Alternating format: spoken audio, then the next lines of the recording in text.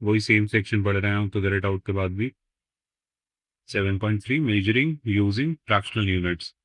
So reading fractions के बारे में आपसे बात कर रहे हैं। देखो, उन्होंने बोला we usually read the fraction 3/4 as 3/4 और 3/4। हम यूजुअली यही सेंटेंसेस यूज करते हैं।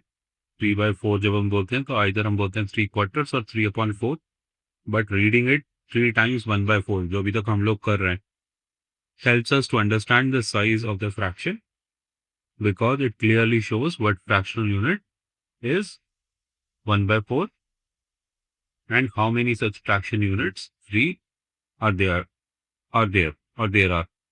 तो यही कह रहे हैं कि जब हम 3/4 तो 3/4 बोले या 3/4 बोलते हैं, तो उसको विजुअलाइज करना इंपॉर्टेंट है।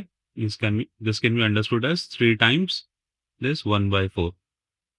अगर हम इसको 3 times 1/4 की तरह से समझें इस फ्रैक्शन को जिसको हम रीड करते हैं 3/4 या 3/4 या 3/4, इसको हम इस तरह से समझें कि दिस इज 3 times 1/4। सो इस तरह से हमें अंडरस्टैंड करने में आसानी होगी इस फ्रैक्शन को कि हाँ, ये 1/4 जो था 1/4 था, वो 3 बार आता है इसमें।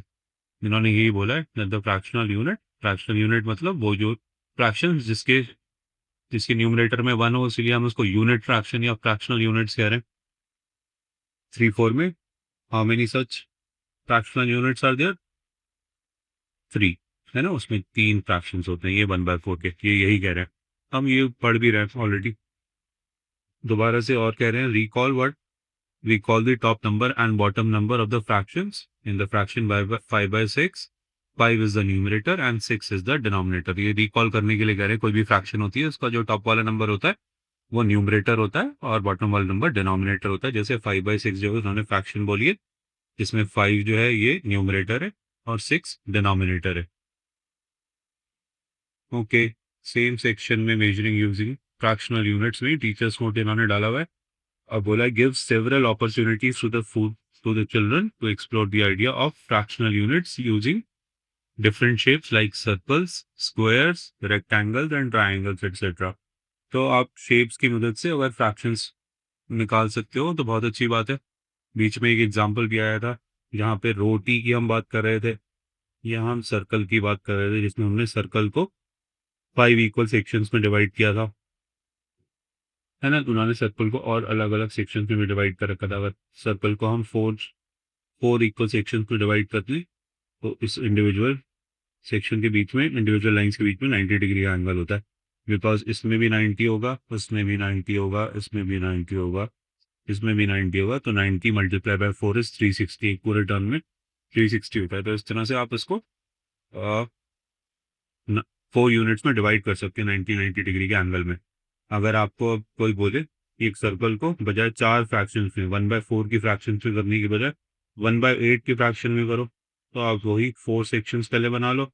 ये दोनों ही लाइंस डायमीटर की तरह तो ये सेंटर से पास हो रही है सर्कल के, और जो ये बचा हुआ सेक्शन है आप इसको भी हाफ में अगर डिवाइड कर लेंगे तो अब देखो कितने सेक्शन बन गए। अब 8 सेक्शन बन गए, है ना। 8 इक्वल सेक्शन बन गए। देखो इसमें मैं नंबर लिख देता हूँ 1 2 3 4 5 6 7 8। 8 इक्वल सेक्शन बन गए। तो ये एक सेक्शन क्या फ्रैक्शन रिप्रेजेंट कर रहा है? 1/8। तो आप इसी तरह से सर्कल पे और भी फ्रैक्शंस को एक्सप्लोर कर सकते हो, जैसे कि 1/2, है ना। 1/2 के लिए सिर्फ डायमीटर ड्रॉ कर दो। 1/4 जिसके लिए हमने 90 डिग्री का एंगल ड्रॉ किया था। 1/8 जिसमें हमने 90 डिग्री को और फर्दर हाफ कर दिया था तो 45 डिग्रीज हो गया था, है ना। अगर आपसे बोलते हैं कि 6 सेक्शंस में डिवाइड करना है सर्कल को, तो 360 को 6 से डिवाइड करके देखो। 6 टाइम्स 6 इज 36 और ये 0 ऐसे आ गया। तो इंडिविजुअल लाइंस के बीच में कितना एंगल होगा? 60 डिग्री। तो आप सर्कल को 1/6 वाले 6 सेक्शंस में डिवाइड कर सकते हो। जो एडजेसेंट लाइंस होंगी उनके बीच में 60 डिग्री का एंगल होगा। तो इस तरह से आप सर्कल को डिवाइड कर सकते हो सेक्शन में। स्क्वायर्स को करना हो तो और भी आसान होता है। स्क्वायर को करना भी आसान होता है। इसमें रेक्टेंगल्स को भी आप कर सकते हो क्योंकि 4 साइडेड फिगर्स होती हैं, तो उसको आसानी से कर सकते हो। किसी भी एक साइड को उठाकर हाफ कर दो उसकी लेंथ को, तो आपको हाफ हो जाएगा। फर्दर हाफ कर दो, देन अगेन हाफ कर दो, उस तरह से आप कर सकते हो। ट्राइंगल की बात रह गई, देखो ट्राइंगल में सेक्शंस बनाने, जैसे कि लेट्स से कि मैं एक इक्विलैटरल ट्राइंगल मतलब जिसके तीनों साइड्स इक्वल है, इसको अगर दो सेक्शंस में डिवाइड करना है तो क्या करूं, ऊपर से एक परपेंडिकुलर ड्रॉ कर दूं इसके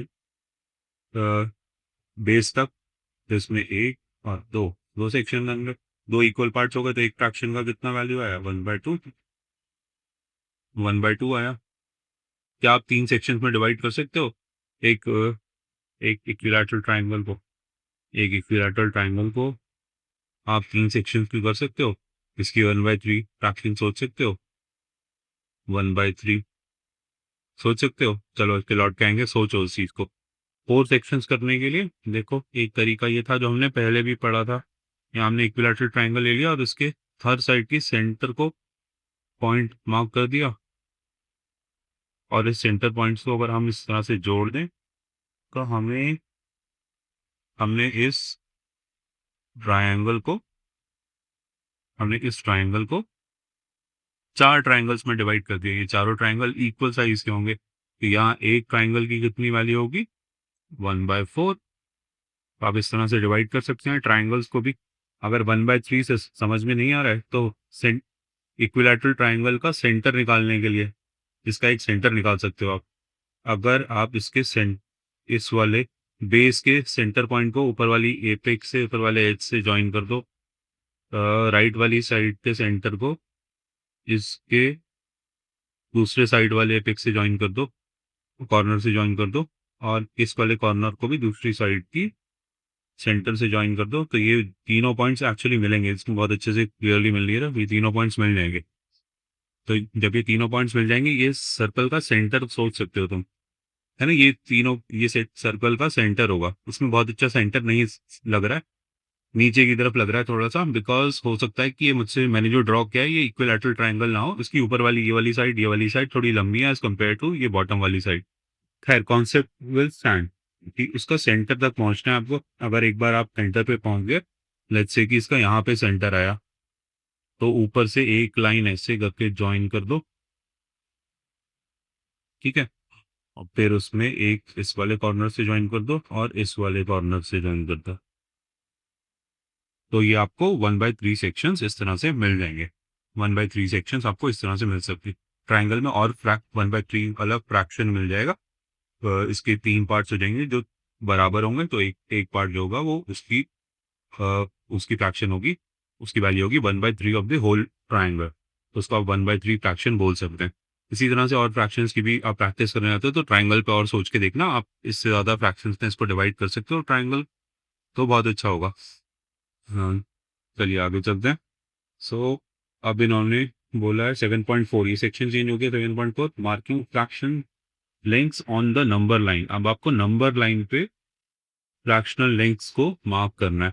ये अच्छी सी एक्सरसाइज है, जिस तरह पेपर फोल्डिंग से पहले पढ़ा था वो अच्छी एक्सरसाइज थी, इस तरह से नंबर लाइन की जो एक्टिविटी होती है वो भी काफी अच्छी एक्सरसाइज होती है। सो देखो उन्होंने क्या लिखा है, we mark lengths equal to 1 2 3 so on units on the number line. Now let us try to mark lengths equal to fractions on the number line. इससे पहले जब तक हमने नंबर लाइन पढ़ी थी, है ना, एक नंबर लाइन हमने पढ़ी थी, तो हम उस पर क्या कहते थे कि ये नंबर लाइन 0 से स्टार्ट हो रही है।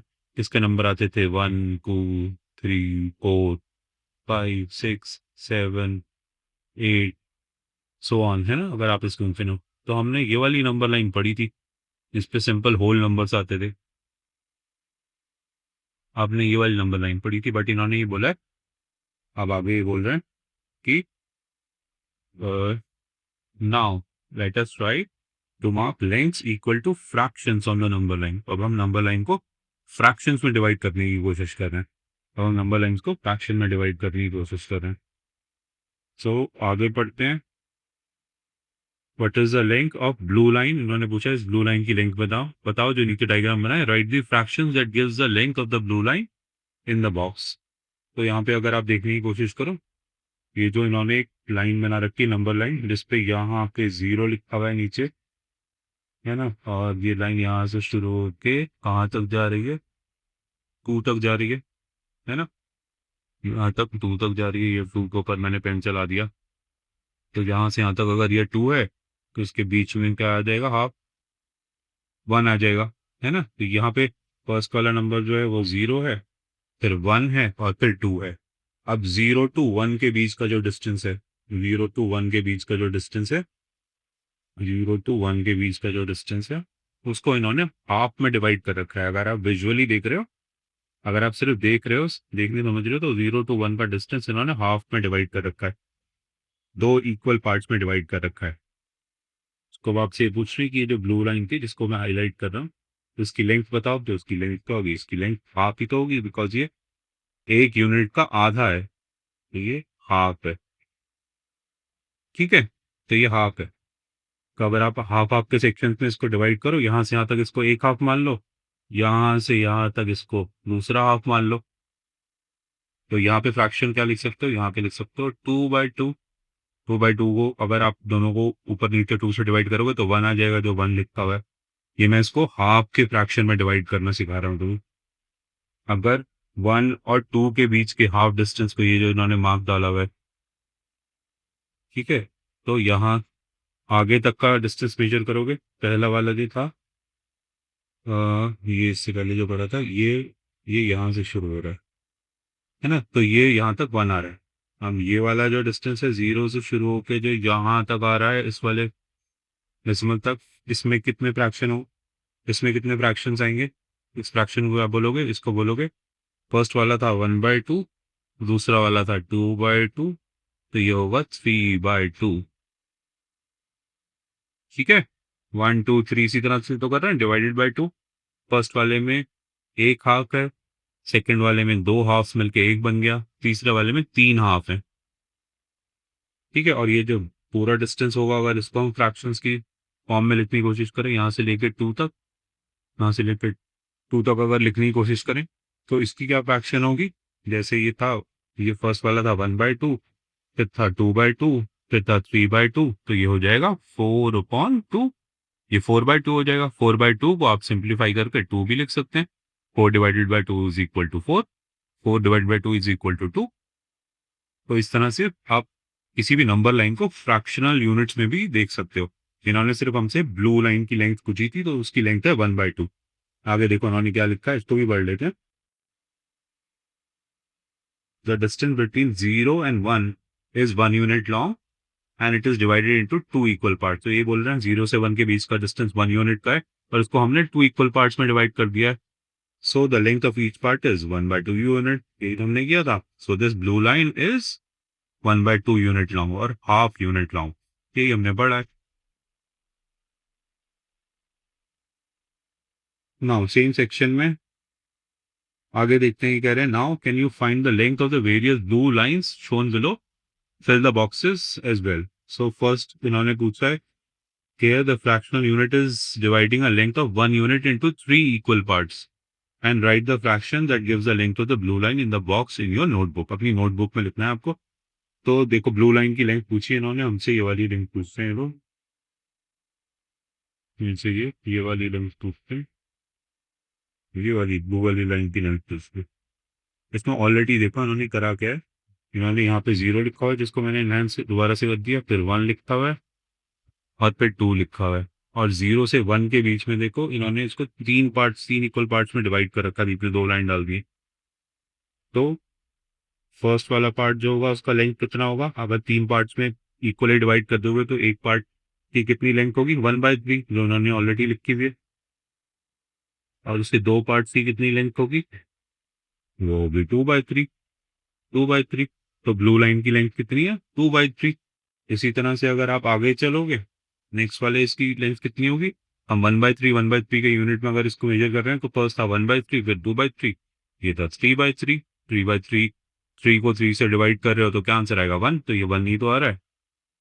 ठीक है, और इसके नेक्स्ट वाला जो फ्रैक्शन लेंथ होगी, तो मार्क लगा रखा है यहाँ से यहाँ तक कितनी होगी, ये क्या होगी, ये होगी 4/3। 4/3 है ना, 1/3, फिर 2/3, फिर 3/3, फिर 4/3। और अगर यहाँ पे लेंथ एक मार्क लगाना भूल गए, 1 और 2 को भी अगर 3 इक्वल पार्ट में डिवाइड कर लिया जाए, यहाँ तक 4/3 था, तो यहाँ वाला फ्रैक्शन होगा 5/3। नेक्स्ट जो फ्रैक्शन आएगा ये वाला लास्ट में, ये होगा 6/3। 6/3 को अगर सॉल्व करोगे तो क्या आंसर आएगा? 2। ये तो 2 है। तो हमने सारे ही जो स्मॉल मार्क्स थे उसको फ्रैक्शंस में कन्वर्ट कर दिया, और ब्लू लाइन की जो लेंथ थी वो हमने बता दी। ब्लू लाइन की लेंथ है 2/3 और 2 1/3 सेक्शंस। ठीक। सेकंड देखो ये क्या पूछ रहे हैं इसमें। सेकंड में कह रहे हैं here a unit is divided into 5 equal parts. अगर 5 इक्वल पार्ट्स में डिवाइड कर देंगे तो ईच पार्ट की कितनी लेंथ हो जाएगी? 1/5।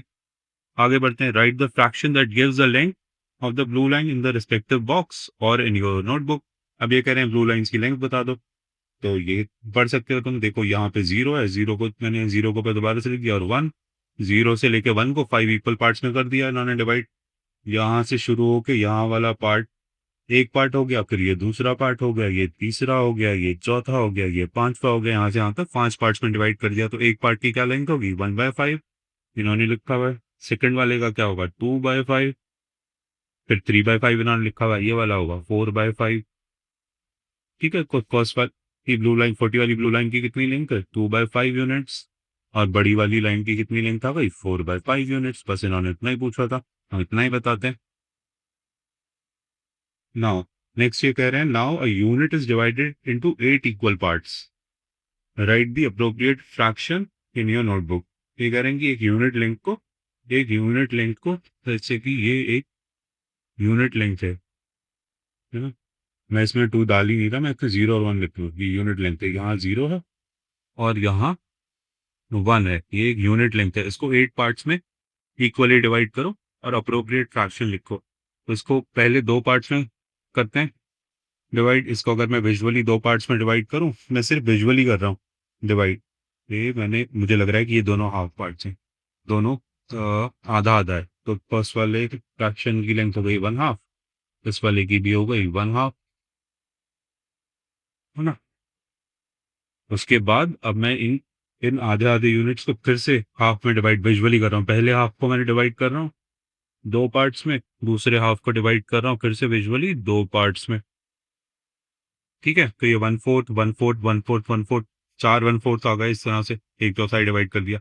अब जो एक ये तो फर्स्ट 1/4 है, इसको भी मैं आधा कर देता हूँ। इसको भी मैंने आधा कर दिया विजुअली, इसको भी मैंने आधा कर दिया विजुअली, इसको भी मैंने आधा कर दिया विजुअली, इसको भी मैंने आधा कर दिया विजुअली।